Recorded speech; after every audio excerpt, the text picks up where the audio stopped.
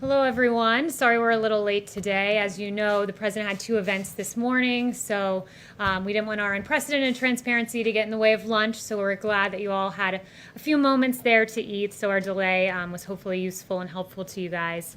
I have an announcement on the Trump administration's unwavering support for our farmers. Today, Secretary of Agriculture Sonny Perdue and Senior Advisor Ivanka Trump announced the launch of the Farmers to Families Food Box Program. This is a $3 billion program to support farmers and provide food to our most vulnerable communities. Senior Advisor Ivanka Trump and Secretary Perdue are doing very good work. Now I would like to focus on the Trump administration's unprecedented coronavirus response. Some have erroneously suggested that the Trump administration threw out the pandemic response playbook left by the Obama-Biden administration. What the critics failed to note, however, is that this thin packet of paper was replaced by two detailed, robust pandemic response reports commissioned by the Trump administration. So we exchanged this one, which I will hand over to my assistant, Lindy, for these two pandemic response plans. In 2018, the Trump administration issued our Pandemic Crisis Action Plan, one of the binders that I just handed to Lindy. Further, from August 13th to the 16th, the Trump administration conducted the Crimson Contagion 2019 functional exercise. This was a pandemic simulation to test the nation's ability to respond to a large-scale outbreak.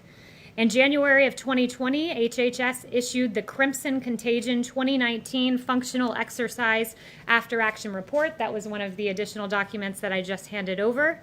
This exercise exposed the shortcomings in legacy planning documents which inform President Trump's coronavirus response beginning as early as January. And those legacy planning document shortcomings were in fact the papers that I just handed over that were provided to us by the Obama-Biden administration. For example, President Trump's Crimson After Action report highlighted that the Obama-era policy directive from November 2016, quote, and I'm quoting from the document, does not provide the requisite mechanisms or processes to effectively lead the coordination of the federal government's response. Instead, President Trump established the White House Coronavirus Task Force and put Vice President Pence in charge of the interagency response. These were effective decisions, and they undoubtedly enhanced our response to the coronavirus. Furthermore, what Crimson Contagion taught us is that President Trump was right all along about misguided economic and trade policies that left Americans vulnerable to pandemics. In June 2016, so many, many years ago, then businessman Donald Trump said this, quote, America became the world's dominant economy by becoming the world's dominant producer. I have visited cities and towns across this country where a third or even half of manufacturing jobs have been wiped out in the last 20 years. Today, we import nearly 800 billion more in goods than we export. This is not some natural disaster. It is politician-made disaster. That was then candidate Trump, who has now implemented those policies as President Trump. And this forward-thinking vision contrasted with that of President Obama, who said, quote, Trump just says, well, I'm going to negotiate a better deal. Well, how exactly are you going to negotiate that? What magic wand do you have? That magic wand was ripping up the Trans-Pacific Partnership. It was ripping up NAFTA. It was replacing it with the U.S.-Mexico-Canada agreement, a great deal for our automakers and our farmers. And it was ending China's predatory trade policies and negotiating a historic Phase 1 China deal. That is what this president has done. Yesterday, President Trump went to Allentown, Pennsylvania, and visited Owens & Minor, Inc. This was a clear example of domestic manufacturing at work. You saw this administration taking action to restructure and secure our stockpile of medical supplies. President Trump released a plan to restructure the Strategic National Stockpile yesterday, and he signed an executive order providing the authority to ensure America is producing critical goods necessary to build up our strategic stockpiles. The president's trip was an example of what he's been saying all along, that America must manufacture, that America must produce here in our interior. Additionally, the president launched Project Airbridge to bring supplies from all over the world to support America's frontline healthcare workers. The administration partnered with the private sector to secure donations and production of PPE and other medical supplies, and President Trump effectively leveraged the Defense Production Act, otherwise known as the DPA, to mobilize our country to manufacture and secure massive amounts of PPE and ventilators.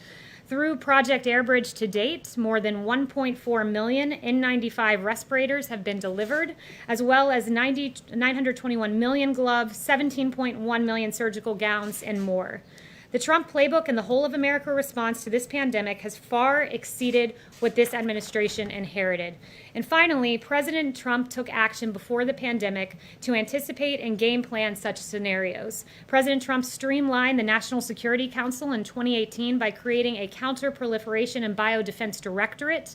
This directorate combined NSC experts focused on biological threats under a single and more senior leader, and did away with a confusing organizational chart that required some experts to report to two bosses simultaneously. In short, the NSC retained the same number of experts focused on biological threats that the Obama administration had, but honed them in and focused them more and housed them in a more coherent structure and with a more senior leader. I'd also note that this directorate, which exists today, is the same office that critics allege to this day that President Trump eliminated. I hope in your reporting you are now able to debunk this claim. Recognizing the seriousness of biological threats, President Trump released a series of strategic documents to transform our preparedness for biological incidents, including pandemics. In September of 2018, President Trump released the National Biodefense Strategy. In May of 2019, he released the Global Health Security Strategy. And in September of 2019, he signed an EO to modernize influenza vaccines. His leadership is evident in the early days of this pandemic and in the preparation before that. And these actions I've outlined today, these plans I noted, helped us as we approached what was an unprecedented crisis. It helped us to deploy our resources and to deliver what I believe is one of the best responses we've seen in this country's history. And with that, I'll take questions. John. You talked about Crimson Contagion back in August. Did that exercise suggest that early and extensive testing would be critical in response to any pandemic?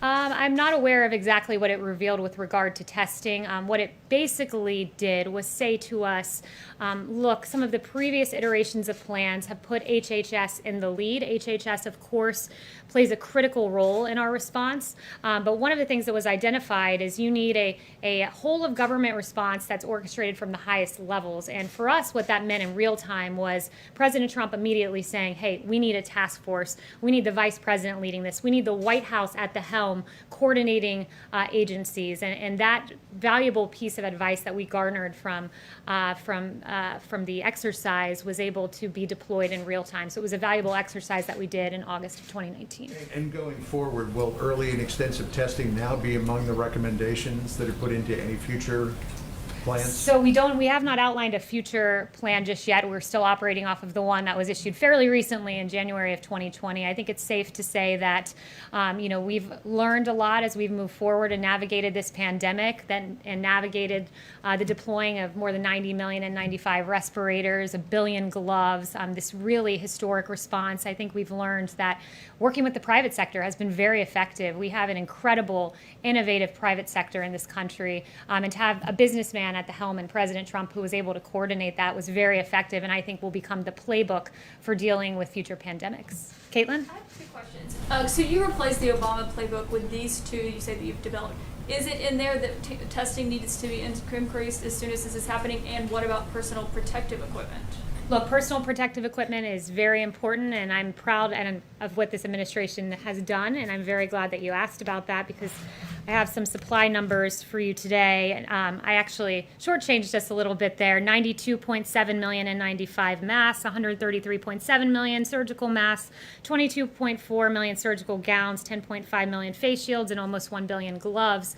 And as you saw at Owens and Minor, our domestic manufacturing has been deployed in this country in a way it never has been before since at least World War II, and will become the future playbook, I believe, for future administrations in navigating a pandemic response. But sorry, so does it say in that playbook that personal protective gear should be increased, the production of it, as soon as a pandemic is underway, as with coronavirus? What it says is this, that, look, we need personal protective equipment, and what did this administration do? We gave it. The Obama playbook is online.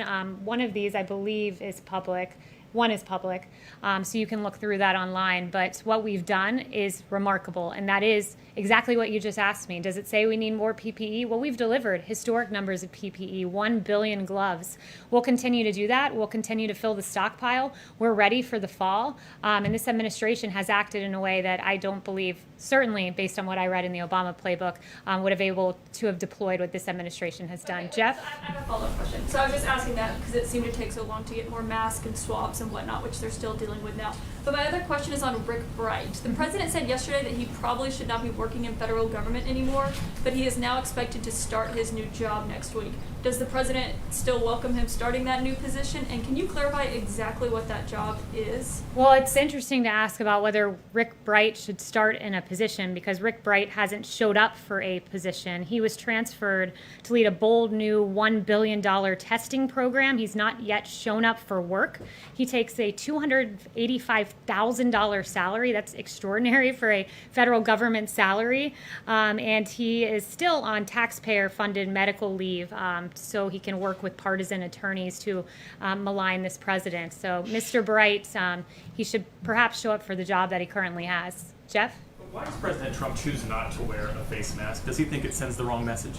That's his choice. You know, he's tested each and every day. Those of us around him, when I'm in the Oval Office, I wear a face mask around him to protect him. He's very protected. He tests negative daily, and that's his personal choice. And I would note it's consistent with the CDC guidelines, which say they recommend, but it's the personal choice of the individual. But at the very least, to set an example for the American people, Dr. Birx, Dr. Fauci today, they're both tested routinely, but they both had their face mask on in the Rose Garden. I think he did set an example. He set an example when he said to the West Wing, I want all of you wearing face masks in here. And he noted that, I believe it was 2 days ago. And that is over, above, and beyond what CDC guidelines say. But all of our staffers are wearing face masks, and that was at the direction of the president. I think that's a pretty good example. Yes. Kayleigh, thanks so much. I want to ask you about the FDA guidance on the Abbott tests. But firstly, you've talked about all of this preparation that the Trump administration did. But then how come on January 2020, the stockpile was as low as it was on supplies like face masks, like N95s? Yeah, it's a really good question. It's a really important question, and perhaps I should redirect your question to President Obama, who left the stockpile empty, and there was a USA Today fact check of that. He left the cupboards bare, as the president noted, and USA Today said there's no indication that the Obama administration took significant steps to replenish the supply of N95 masks in the strategic national stockpile after it was depleted from repeated crises. So at the H1N1, it was full. At the end of H1N1, it was empty, and President Obama left it empty and took President Trump to refill it. But your national biodefense strategy came out in September 2018, and the president has been now in office for over three years at this point. Yeah, well, we refilled that stockpile. We got the N95 masks out. Ventilators, another good example. Not a single American died for lack of a ventilator. 100,000 ventilators in 100 days, 3 times what is produced in the average year, 3 times the amount of N95 respirators our healthcare industry uses. We have delivered. We cleaned up the mess that was very clearly left by President Obama, and we got that out. And I would also note, in terms of fixing the stockpile, it's also fixing domestic supply chains. That was very important. And this president is the president who took on that issue, who said we need to produce here. We can't, as China hoards PPE, we need to have domestic manufacturing. So there was a systemic fix that needed to happen. And President Trump is the first president, in my knowledge, that has really, to this degree, took on that systemic fix. And then on the Abbott tests, these are the tests that you guys take every day, that we've been given every day. But these recent studies coming out, numbers like a third of cases may be missed, up to 48% of cases may be missed. Does that give this White House any pause? Are you considering potentially other tests? Does this change the way that you guys are going to move, going forward? Yeah, so I'm glad you asked that. It's very important. When the FDA gets any information that calls into question a test, they put it out there. It's incumbent upon them to make sure the American people have up-to-date information. Dr. Hahn, I spoke with him this morning. I actually spoke with him several times. He said we continue to recommend the tests. Secretary Azar says we have confidence in the test, otherwise it wouldn't be out on the market. That being said, they take any indication of false negatives very seriously. Some of these studies, Secretary Azar says he believes there was user error in them, meaning that the time transporting them might have affected the accuracy of the test. But to that end, what the FDA has said is that any negative test results that are not consistent with the patient's clinical signs, so if you're coughing, you get a negative test, it's an Abbott test, you should consider getting a second test. That's the guidance as of now. Yes. The president told Maria Bartiromo yesterday that he wasn't interested in talking to Chinese President Xi Jinping right now. Why is that? Why would he not want to talk to him? He's very frustrated with China, and I'll leave it to the president as to when he does resume speaking with the Chinese leader. But look, China slow-walked this. I've shared with you guys before on human-to-human transmission. It was really important that the world knew of that aspect of the disease, but that information was slow-walked through the WHO. The genetic sequencing, likewise, was not given until a professor in Shanghai did so on his own. The president has repeatedly noted that, why are they letting flights out of China but not into China? These decisions put American lives at risk. Not just American lives, but lives around the globe. We know that this disease came from China, and why that information was not shared, some of the information I just suggested, is really unacceptable. So he's frustrated at this point, and I'll leave it to him. The president has quite often talked about having a warm relationship with President Xi. Is that now over? Has a chill set in? Well, I'll leave it to the president as to how to characterize their relationship. But, this is a president who, if anyone knows how to talk to China, it's him. He did get the Phase 1 China deal, $250 billion of purchasing of American products. It was a big deal and a big win for America, and it took President Trump to get that win. Yes. The president earlier in the Oval Office said that the Pentagon was developing a, quote, super-duper missile. Pentagon was asked about that shortly after the president made his remarks and declined to comment, referring it back to the White House. So I'm wondering if you can say what the president was describing. Yeah, I would just refer you back to the president remarks in the Pentagon. I don't have any new information on that at this point. Yes. Can you clarify, Kayleigh, when did the administration start replenishing the stockpile of PPE? And does that report get into that? The president immediately, when it was necessary to get more PPE for America's healthcare workers, immediately went into action. And I've listed out for you all of the results of those actions, which have been extraordinary, greatest mobilization of the private sector since World War II. And I would also note, I do have some new information. Taken before January 2020 regarding PPE and trying to replenish that? I did talk to Secretary Azar a little bit about this yesterday, and one of the things Secretary Azar said to me is, when we got to the federal government, we were on the brink of, we were in very hostile confrontations with several powers because of the Obama administration's foreign policy, and there were real bioterrorism threats, and that was the immediate threat that the administration focused on in terms of the stockpile.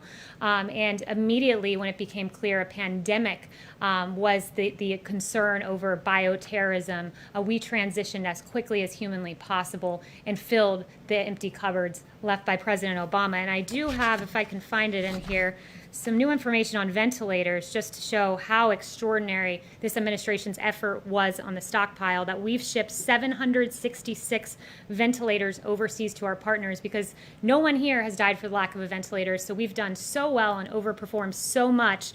We can say that we've committed over 15,000 ventilators to 40 countries by the end of July because that is American ingenuity. That is the government of President Trump, and that is the unprecedented partnership of this government and the private sector. Yes. Switching gears for just a moment, also in his interview with Maria Bartiromo the other day, the president suggested that people should be jailed for what he said earlier in the week was a very obvious crime. You're an attorney and the president's spokesperson. Perhaps you could lay out the elements of this crime. What crime was committed and in what way? I assume you're referring to the Obama administration and the unmasking and... The president calls Obamagate. What is it? What are the elements of that crime? Yeah, I'm really glad you asked because there hasn't been a lot of journalistic curiosity on this front, and I'm very glad that you asked this question. Look, there were a number of questions raised by the actions of the Obama administration. The Steele dossier, funded by the Democratic National Committee, the opposition political party to the president, was used to attain FISA warrants to listen in on conversations of people within the Trump campaign. There was the unmasking the identity of Michael Flynn, and we know that in a January 5th meeting in the Oval Office with President Obama. Sally Yates from the Department of Justice learned about the unmasking, not from the Department of Justice or from the FBI. She learned about it from President Obama and was stunned and could barely process what she was hearing at the time because she was stunned of his knowledge of that. We know that there was a lot of wrongdoing in the case of Michael Flynn. The FBI notes, for instance, that said, should we, quote, get him to lie as they pontificated their strategy. We know that the identity of this 3-decade general was leaked to the press, a criminal leak to the press of his identity in violation of his Fourth Amendment rights. These are very serious questions. They've been ignored by the media for far too long, and I'm very glad that I think that is the second question that I have fielded on Lieutenant General Michael Flynn, because justice does matter. Those questions, they matter. To be clear, I heard you mention one thing you said was criminal, and that was what? The one thing that I've said that was criminal? Right. The leaking of his name and the very real questions that have been raised. But if you want to start talking about wrongdoing in the administration, happy to go through Andy McCabe leaking to the Wall Street Journal and then lying about it. Happy to talk about James Clapper lying before Congress, saying the NSA does not monitor phone calls. That was an inaccuracy, to say the least, if not a lie. And John Brennan telling Congress that the bogus Steele dossier played no role in the Russia probe, when in fact we know it did and was the basis of attaining FISA warrants. So there's a lot of mistruths there that were said, many of them under oath. So I would point you to those and the many other real questions that I hope you all will pursue. So is the president's view that those people should be jailed, the people you just mentioned? I never said that. Those are your words, not mine. But perhaps you should look into it and get me some answers. That is, after all, the job. That is, after all, the job of reporters, to answer the very questions that I've laid out, and I hope you guys will take the time to do it. And I also find it interesting, if we want to start talking about fabrication of crimes, we can litigate that case pretty publicly with James Clapper, who said what President Trump did with Russia pales, that Watergate paled in comparison. We can talk about Eric Swalwell lying and saying President Trump was working on behalf of the Russians. We can talk about Hakeem Jeffries lying and saying the president was a Russian asset. We can talk about Schiff saying there was ample evidence of collusion in plain sight when in fact there was not. We can talk about Mark Warner saying there's enormous amounts of evidence of collusion. We can talk about a CNN historian who said there was a smell of treason in the Trump-Russia probe when in fact for 3 years you all talked about collusion and there was none. And it was a huge injustice, not just to this administration, but to the American people who deserve truth, not the alleging of absolutely false allegations against this president. Yes. Thank you. Francis pushed back against a comment by the CEO of Sanofi that the United Sorry, 1 second. I can't really. So I'll get to you next. Go ahead. Francis pushed back by a comment by the CEO of Sanofi that the United States would be first in line for a vaccine if that firm develops because of initial funding by BARDA. Does the administration think that the United States should receive the first doses if Sanofi does discover that vaccine? I haven't spoken to the president about that, so I don't have any announcements on that front. But yes, back there, and then I'll come up to you. Okay. Thank you, Kayleigh. 2 brief questions. First, a follow-up to Steve's question regarding China. 48 hours ago, the Federal Retirement Thrift Investment Board followed the president's suggestion and cut off any investment of federal pensions for civilian and military workers into China on their markets, therefore cutting off funds that would be invested in state-run companies. Will the president now urge private sector businesses, and I think of BlackRock, which is invested in 137 Chinese companies, to follow this example and get out of investing in China? Well, I can't give any information about what the president will or will not do next, but it's a really important topic. And I would just say that the president's decisive move to halt plans for investing TSP funds into Chinese companies was the right call. It protects our military, federal employees from risky investments, and avoids funding Chinese defense contractors. And this action halts plans to invest military federal employees' retirement funds of $4.5 billion in Chinese equity. So it was an important move by the president, but in terms of future action on this front, I would leave that to the president. Yes. My other question was, in Turkey recently, there's been talk that President Erdogan would like the assistance of President Trump with the currency in Turkey, which is in very bad condition. Will there be any U.S. support of the Turkish currency, or does he think Mr. Erdogan should apply for an IMF loan? And I don't have any information on that front either as to his future actions with regard to Turkish currency. Yes. Thank you, Kayleigh. So the president has called for transparency in the what he calls Obamagate. Is he willing to declassify the transcript of General Flynn's call to Sergei Kislyak so everyone can see what was said on that call? I've not asked him that. What I know that he would like to see right now is the lost 302. Apparently lost 302. We know 302 is a summary of an interview that the FBI did with Michael Flynn that has apparently gone missing. So we would really be quite curious to see what transpired in that 302 after the FBI pontificated, quote, getting Flynn to lie so that they could get him fired or prosecuted. Yes. Thank you, Kayleigh. When will the White House open talks with House Speaker Pelosi and Minority Leader Schumer on the HEROES Act? Have there been any informal talks occurring? And does the White House support more aid to state and local governments as part of that package? So the president has said that he would talk about state and local aid, but it cannot become a pretext for bailing out blue states that have gotten themselves into financial trouble. So while he's open to discussing it, he has no immediate plans to move forward with the phase 4. He said something he's looking at, but he wants to take some time to consider what should be in it. The Pelosi bill has been entirely unacceptable. For instance, one of the things that I found really funny in her bill was she requires that the president appoint a medical supply response coordinator who would serve at as the point of contact for the healthcare system, supply chain officials, and states on medical supplies. I don't know if Speaker Pelosi has just not been paying attention while she's been out in California and we've been here working, but I happened to be sitting by this so-called medical supply response coordinator on Air Force One yesterday. He's been around for quite some time.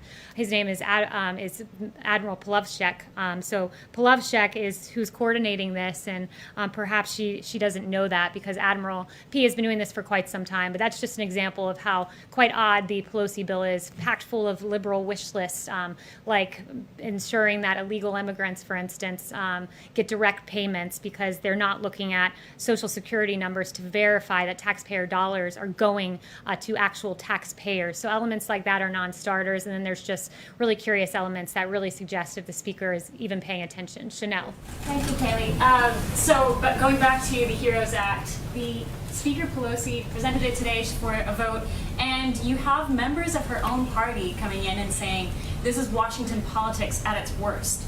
Does the White House get a sense that members of the Democrat Party are starting to grow less confident in Pelosi's leadership during this pandemic? Have you been communicating with anybody on the Democrat side? So I haven't spoken to them directly, but I have seen some of the comments you're talking about, and it certainly would suggest that. I mean, we're in the middle of a pandemic, and what is Nancy Pelosi doing? She's saying she's exploiting the crisis and pushing for mass mail-in voting, even though we know it's more susceptible to voting fraud. I mean, we're in the middle of a pandemic, and this is what she's interested in pushing, instead of talking about real measures like the payroll tax, which would be a tax break for low and middle income Americans. She's interested in removing the threshold for state and local tax deductions, which would essentially be a huge win for billionaires in California and New York. So it's really interesting right now that you have the party that says they're for working Americans saying let's remove this state and local tax threshold so that millionaires and billionaires get big payouts in states like California and New York. And you have the Republican Party and the party of President Trump saying let's lower the payroll tax so that low-income Americans who pay more payroll taxes than they do income taxes get a tax break. It's really interesting, the current posture of the two parties. Yes. Obama. Can I ask a question about Obama's stockpile? Was there at any point any knowledge that when the transition between the Obama administration into the Trump administration, did anybody from the Obama team brief the Trump administration about the depletion of the national stockpile? At one point, the PPE maths went down to below 2%, what the national need was. Did anybody from the Obama administration warn the Trump administration going in? It's a really good question. Not to my knowledge. To my knowledge, the two things President Obama warned about were North Korea and Michael Flynn. But what I do know is this: the Obama administration wasn't throwing ventilators into the stockpile. They were unmasking Lieutenant General Michael Flynn in the waning days of their administration. Yes. Thank you, Kayleigh. The president has, on the subject of the payroll tax cut, the president has said that should be a part of the next stimulus bill, but he's also indicated that there are discussions for more direct payments. So does he favor one over the other, or does he think you can do both? He hasn't indicated that anything is a condition or a starter or a non-starter. He's floated some ideas that he'd like to see in a phase 4. I mean, at this point, I think he's looking closely at what we need to spend if a phase 4 does occur. These are taxpayer dollars. He wants to move forward wisely, but I haven't heard of any particular thing being a condition, a starter, or a non-starter, other than the fact that the so-called HEROES Act is certainly a non-starter. Yes. Thank you, Kayleigh. In a previous life as a Howard Law student, in 2015, you were vocally against the U.S. Supreme Court's decision in favor of same-sex marriage, calling arguments for it farcical blabber. Do you think that's consistent with the president's views?